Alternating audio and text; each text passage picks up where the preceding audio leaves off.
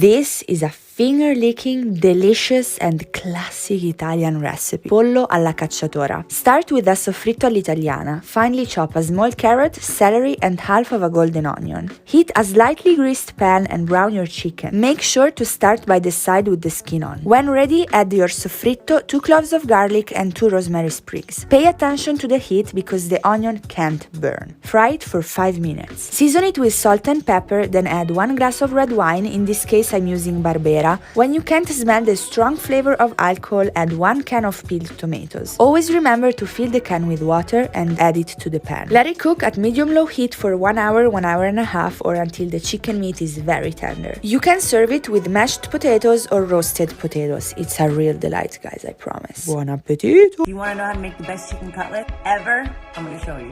You have to start with thin chicken breast. This is what I mean by thin. This is what I want to say. Now season your chicken, both sides, you guys. Don't skip on the seasoning. Salt, pepper, garlic powder really well right on the chicken. Crack 2 eggs into a shallow bowl and add some milk to it. Beat that together. Now get Italian style breadcrumbs because they're seasoned also. So this is going to add even more flavor to your chicken cutlets. Now set up a cutlet breading station. Chicken, egg, breadcrumbs, plate. Now dip in the egg, dip in the breadcrumbs, and put them right down on your plate. Lay the cutlets down in hot oil and butter. Don't forget that they're thin, so they're going to cook really fast. Cook them until they're nice and golden brown, just like that. Take them out of the oil and drain them on paper towels when they're done. I'm going to grab some of my windowsill parsley. You can add some salt to these too, but these are all... Last summer, my friend Millie shared this recipe for cumin stewed chickpeas, and they've been a staple dinner for me ever since. It happens to be vegan and gluten-free, but even as a meat eater, it's perfectly filling for me. Start slicing an onion or some shallots and roughly chop some garlic. Separate the leaves and stems from your chard and cut up the stems. In a little pot, add a generous amount of extra virgin olive oil and start frying off your onions with a generous amount of salt. Once they've browned a little bit, add in your garlic and then your charred stems. Add a tablespoon of ground cumin per can of chickpeas, also some black pepper and red pepper flakes. Fry off the spices a little and then add a can of rinsed chickpeas. It's much easier to mash them before adding water, but I forgot to, but you want to mash them up and then cover with water. Simmer for 10 to 15 minutes until everything thickens. At the end, add in your reserved charred leaves. You can use any green like kale or spinach as well. Serve over rice or with crusty bread and lots of fresh lemon. This keto pizza is incredible. Grab 5 cups of cauliflower rice, 2 beaten eggs, and 1 cup of grated cheese. Stir it together on the stovetop or in the microwave, checking every minute.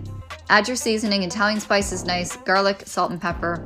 Grab your 2 baking sheets, cover them with parchment paper, rub them with oil, and pour that pizza dough on top, spreading it as thin as possible with your fingers. Using cauliflower rice from the grocery store makes it a drier pizza and it sticks together much easier. Preheat the oven to 450, put it in for 20 minutes until it's golden brown. Take it out and get ready to flip it onto the other baking sheet. Pop it back into the oven for 5 or 10 minutes until it's golden and crispy. Cover it with another cup of cheese, tomato paste, and all your keto toppings. Pop it in the oven on broil to melt all that cheese and enjoy. Today, I made a ridiculous amount of bacon, and we're gonna try cooking it like a steak. After a 7-day brine, season and smoke with applewood. A pile of homemade bacon is a beautiful sight. I took a piece and began searing like a steak. Herbs, garlic, baste. Thick mahogany crunch, pure bacon bliss. Whoa, that is good. Let's make some pan-fried potato gnocchi from scratch. I baked 4 potatoes and then built this contraption because I broke my ricer. You can just mash the heck out of them. I incorporated most of my flour, then 1 egg, a healthy pinch of salt, and then I determined I needed more flour. You're gonna prep your surface with a little bit of flour and then knead your dough until it looks like this. Divide into 4, then roll into ropes starting from the center and moving outwards, then start cutting off those gorgeous gnocchi. Add to salted boiling water, and once they rise, give them a minute and then remove and let dry for 15 minutes. Heat olive oil over medium-high, brown both sides, and then remove. For the sauce, melt the butter, and when it starts to foam, add sage, salt, and pepper. Then once the sage leaves begin to toast on the edges, add the gnocchi. Plate and top with lots of Parmigiano Reggiano. I know that was a lot to teach in 60 seconds, so if you want more tips, head over to my Instagram. You have to try. Yo, what's good? Let's make something cocktail. Let's go. All right, this was one of my all-time favorite things to eat growing up, and the recipe could not be easier. Go ahead and thinly slice your pork belly, and then for our nook mao, aka caramel, it's a half a cup of sugar and a half a cup of water. Cook that real low and slow, making sure that you don't burn your shit, otherwise your food is just gonna taste real acrid and not delicious. Pork belly in, and then we're gonna season with a tablespoon of garlic, and then a quarter cup of fish sauce and a cup of water. Bring that up to a boil, let it simmer for about half an hour, then we're gonna season with a fuck ton of pepper, add in a chopped Thai chili, serve over rice, and that's our thịt kho tiêu. Let's go. Pasta made by a non-Italian Part 3, vodka sauce. Saute white onion in olive oil, seasoning with salt, and add some garlic. Cook that until it's translucent. Next, go down with some tomato paste and red chili flakes, caramelizing that until it's a nice, beautiful golden red color. Add in some high-quality vodka and stream in hot, heavy cream. Cook your pasta to al dente in boiling salted water and combine that with your sauce. Make sure to add some pasta water for that saucy, glossy look, just like this. Parm reg has to be official, goes right on top with some basil. This is the real deal, I'm telling you.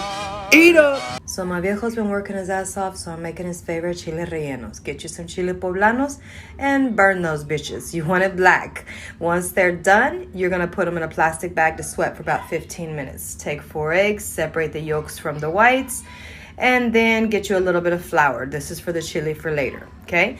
Once the chilies have sweated for about 15 minutes, peel them, take out the inside, or leave it if you want it spicy. It's up to you. I use mozzarella and queso fresco, and then I put flour on the outside because it adheres the egg a little bit better. You want to beat the egg whites until it is stiff. Add your little bit of salt, not too much. And then I do the egg yolks one at a time. Sometimes I don't even use all of them, just depends on my mood. Heat up some oil, dip it in there. Yes, I'm using my hands. And yes, my hands are clean, so don't even start that. So you want to cook these on all sides till they're golden brown and they come out golden, delicious. Let's make some cheesesteaks. That's olive oil on the griddle top and some veggies. Bell pepper, onion, and mushroom. We're going to grill these for about 10 to 12 minutes. Now let's make our sauce. That's mayo, sour cream, A1, sriracha, sweet relish, and garlic paste. Mix well and then sit it in the fridge for about 1 hour. Now our veggies about done. We're going to pull it to the indirect side and get those beef shavings down on the griddle top. Go ahead and chop it until it's real nice and fine and cook it down a little bit. Now we're going to butter the griddle top and get those buns on there and get it nice and toasty. I got the right side set up around 350 and the far left around 200 to keep the veggies warm. Now you're going to combine your veggies with the beef and line them up for your subs. And also cheese it. Once that cheese is nice and melted, you're going to go ahead and pull them and put it on those buns. And now you're ready to rock. This was absolutely delicious. Such a fun and easy recipe that would be great to cook for if you're hosting for a game or something. I feel like I see so many steak videos, but I haven't once seen oh, here's how to cook a perfect salmon video. And I feel like I eat salmon way more than steak, so I'm gonna show you how to cook that perfect salmon. We're gonna get a juicy inside and a crispy skin like this. Start by scoring your fish. This allows the fish to cook more evenly throughout, then generously add some salt and pepper. A little trick is to rub some oil on the skin of your salmon before cooking to get it even crispier. Put it in the pan on medium heat, and when the side of your salmon is 3/4 of the way cooked, flip it over for another 1 or 2 minutes. Then just take it off heat and let it cook in that residual heat, and you're done. Is this salmon TikTok? Does that exist? I don't know, but here you go. 2 cans pumpkin, 1 pack cream cheese frosting, a sprinkle of pumpkin pie spice, 1 box spiced cake mix. Don't mix it. 1.5 sticks of butter sliced thin. Put into a 350-degree oven for about 40 to 45 minutes. Better than PS. You've been asking for this and you don't even know it. Seafood spaghetti. Ingredients. In the first pan, cook the fresh clams and mussels until they're open. The second pan is going to be divine, just like you are. Here we have garlic and calamari, salted, then the tomatoes, parsley, and wine. This releases the aromas of the sea. The shrimp goes in last. Here's the tip. For the last few minutes, finish cooking the spaghetti in pasta water and the juices of the mussels, just like this. This will make it just gorgeous. How to quickly sear scallops. Tear off this little nub that's kind of tough. Get them really dry. Season with salt and get a pan really hot. And once it's hot enough, add oil and begin to add the scallops. If the pan is hot enough, they should be golden brown in 1 to 2 minutes, and then flip and just kiss the other side. By the time you flip the last scallop, you should start removing the first ones that you flip. No more than 3 to 4 minutes. They should be moist and tender. Forget about it. The best roast chicken you'll ever have. Combine butter, garlic powder, smoked paprika, salt, and pepper, and spread it all over the chicken, both underneath and on top of the skin. Roast for about 40 minutes, and that's it. Enjoy! You know when you're really craving cheese fries, but you're also trying to be healthy? I got you. Boil some water, add in 2 cups of potatoes, 1 cup of carrots, half cup of cashews, let it simmer for 20 minutes. Drain it, blend it, add in some peppers, half cup of almond milk, half cup of nutritional yeast, any other spices, and blend it up, and boom, you got that bomb cheese. Let's make soy garlic chicken wings. To tenderize them, cover your wings in equal parts buttermilk and pickle juice. To make our glaze, we'll start with a tablespoon of sesame oil, followed by a tablespoon of garlic and a tablespoon of ginger. Then we'll add 2 tablespoons soy sauce, 2 tablespoons mirin or white wine, a little pinch of brown sugar, and just a touch of honey. For the breading, 2 cups potato starch, smoked paprika, garlic powder, salt, pepper. For crispy chicken, you have to double fry, 7 minutes at 325. Take these out and crank up the heat to 375. That crispy chicken in a bowl, pour that beautiful glaze over the top, and hit them with a little bit of honey. Listen to this crunch. A little bit of green onion. You'll need 1 can of frozen limeade, 2 bottles of Corona Extra or Corona Light, and Jose Cuervo Gold Tequila. Open the Minute Maid limeade and pour it right into your container. Don't throw this can away though. You're gonna fill up that can with Jose Cuervo Gold Tequila and pour that right into the frozen limeade. You're not done yet though. You gotta pour in those 2 bottles of Corona. This is going to give it a really nice carbonation. Give it a nice little stir. And then find whatever glass you're going to use. I use a big glass because I like lots of ice. Pour your drink, find a nice spot to sit, a good friend to enjoy it with, and that is the best margarita you'll ever have. If you order fettuccine alfredo in Italy, you'll probably get a confused waiter asking you, "Ma chi cazzo è Alfredo?" This dish was invented in Rome, although most Italians will probably tell you it's American. In Italy, they would call this dish pasta al burro e parmigiano, or pasta in bianco. There's no cream in the original recipe, and butter and parmigiano actually have virtually no lactose. Start by adding a hefty pinch of salt to boiling water and add in your fettuccine pasta. Once it's cooked al dente, place it in a cold pan, completely off the heat. Add your Parmigiano Reggiano cheese, cold butter, and pasta water. Mix it for 2 entire minutes and let the residual heat melt everything together. This step is called mantecatura. You want to mix it for about 2 entire minutes, which feels like a long time. At the original restaurant in Rome, it was actually someone's lifelong career to ceremoniously mix the pasta like that. In just a couple minutes, you have a very creamy dish with no cream and basically no lactose. Forget Domino's, we're making pizza sliders. Ham it, Hawaiian sweet rolls, slice them through, bottom goes in. First layer is sliced mozzarella. If you're gonna use a jarred sauce, use this. Spread it on, boom.